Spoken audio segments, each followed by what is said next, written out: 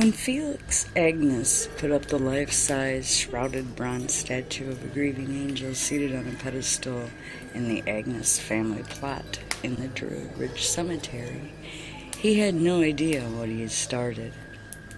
The statue was a rather eerie figure by day, frozen in a moment of grief and terrible pain. At night, the figure was almost unbelievably creepy, the shroud over its head obscuring the face until you were up close to it. There was a living air about the grieving angel, as if its arms could really reach out and grab you if you weren't careful. Well, it didn't take long for rumors to sweep through the town and surrounding countryside.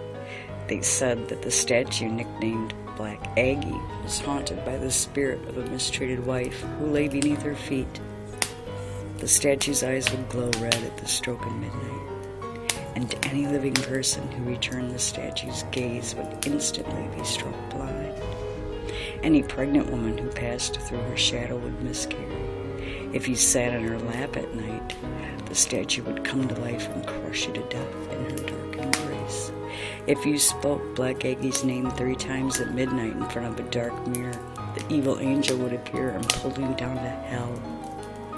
They also said the spirits of the dead would rise from their graves on dark nights to gather around the statue at night. So people began visiting the cemetery just to see the statue, and it was then that the local fraternity decided to make the statue of grief part of their initiation rites.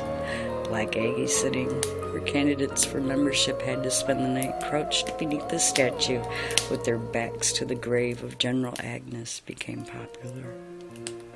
One dark night, 2 fraternity members accompanied New Hopeful to the cemetery and watched while he took his place underneath the creepy statue. The clouds had obscured the moon that night, and the whole area surrounding the dark statue was filled with a sense of anger and malice.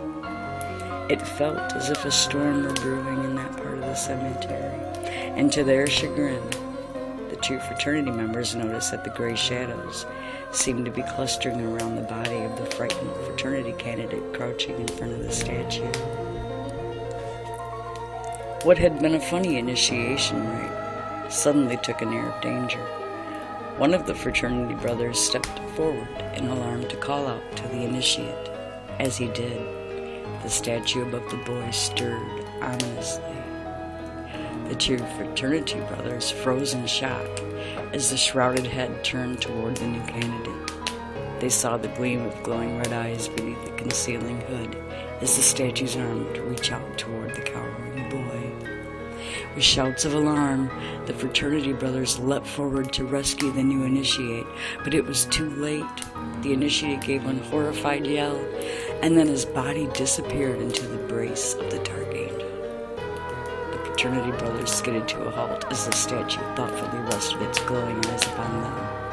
And with gasps of terror, the boys fled from the cemetery before the statue could grab them too.